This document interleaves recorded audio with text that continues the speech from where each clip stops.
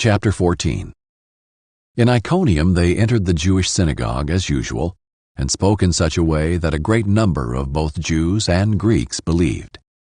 But the unbelieving Jews stirred up the Gentiles, and poisoned their minds against the brothers. So they stayed there a long time, and spoke boldly for the Lord, who testified to the message of his grace by enabling them to do signs and wonders. But the people of the city were divided, some siding with the Jews and others with the apostles. When an attempt was made by both the Gentiles and Jews with their rulers to mistreat and stone them, they found out about it and fled to the Lycaonian towns of Lystra and Derbe and to the surrounding countryside. There they continued preaching the gospel.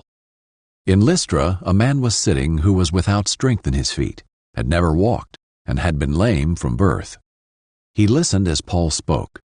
After looking directly at him and seeing that he had faith to be healed, Paul said in a loud voice, "Stand up on your feet." And he jumped up and began to walk around. When the crowd saw what Paul had done, they shouted, saying in the Lycaonian language, "The gods have come down to us in human form." Barnabas they called Zeus, and Paul Hermes, because he was the chief speaker.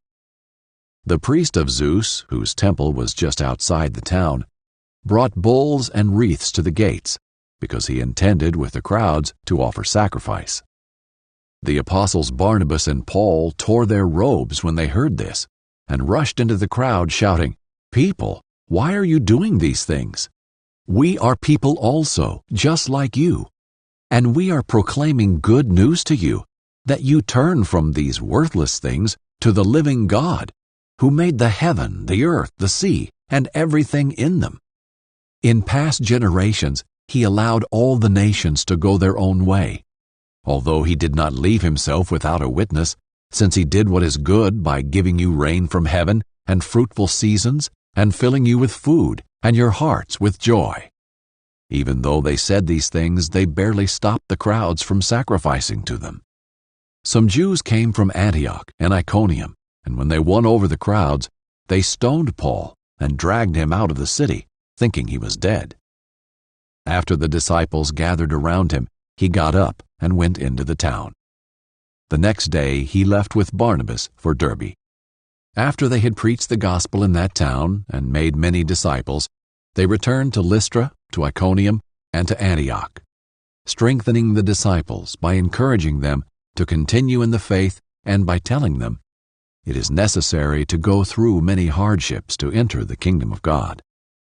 When they had appointed elders for them in every church and prayed with fasting, they committed them to the Lord, in whom they had believed. They passed through Pisidia and came to Pamphylia. After they had spoken the word in Perga, they went down to Attalia. From there they sailed back to Antioch, where they had been commended to the grace of God for the work they had now completed. After they arrived and gathered the church together, they reported everything God had done with them, and that he had opened the door of faith to the Gentiles. And they spent a considerable time with the disciples.